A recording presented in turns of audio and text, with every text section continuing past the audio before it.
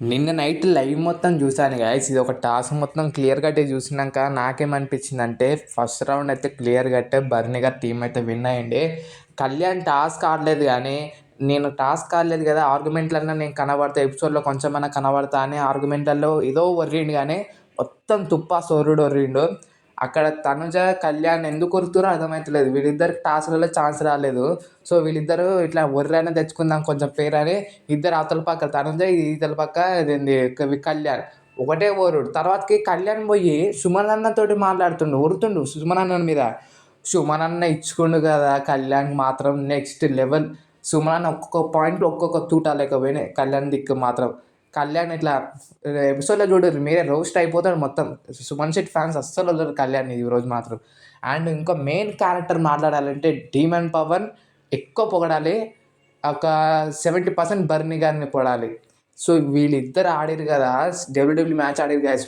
అవి దాని మీద పడడం, దీని మీద పడడం, స్విమ్మింగ్ పూల్లో పోయి పడడం, ఇద్దరు వాళ్ళ యొక్క లెవెల్ బెస్ట్ ఇచ్చారు. దాంట్లో అందరికంటే ఎక్కువ ఇచ్చింది డీమన్ పవన్. డీమన్ పవన్ మాత్రం మొత్తం డీమన్ లెక్క ఆడిండు ఈరోజైతే. మొత్తం తన ఒక యానిమే గోకులో ఎట్లుంటాడో, గోకు క్యారెక్టర్ ఎట్లుంటుందో అట్లా ఆడేసిండు మొత్తం డీమన్ పవన్ మాత్రం. అండ్ బర్నీ గారిని ఎందుకు మెచ్చుకోవాలంటే ఆ ఏజ్లో డీమన్ పవన్కి టక్కర్ ఇచ్చిండు. ఈ ఏజ్లో వేరే వాళ్ళు ఉంటే ఎగిరిపోతారు కానీ అక్కడ ఉన్నది బర్నీ, ద ఓజీ బర్నీ అనాలి. సూపర్ ఆడిండు బర్నీ గారు కూడా.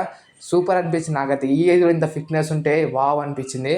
అదే మనం చూస్తాం మన డాడీసే కానీ వేరే వాళ్ళే కానీ ఎట్లుంటారు.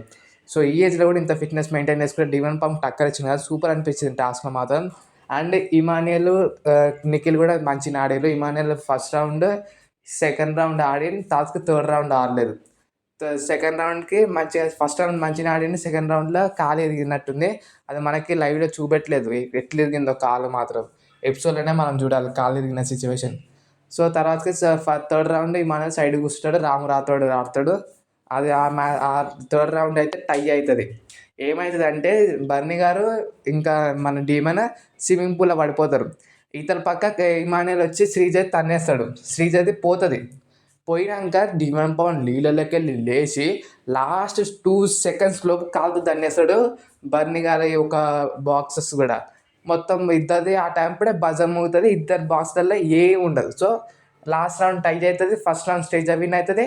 మధ్యలో బర్నీ గారు విన్ అవుతారా అనేది తెలియదు. లైవ్లో విన్ చూపెట్టాలి, డైరెక్ట్ కట్టు కొట్టి వాళ్ళు మాట్లాడుకుని చూపెట్టేసారు. ఏంది ఈ లైవ్ అస్సలు అర్థం కాదు. సో ఇది లైవ్లో జరిగింది. సో గైస్ మీ ఒపీనియన్ కూడా కామెంట్ చేయండి.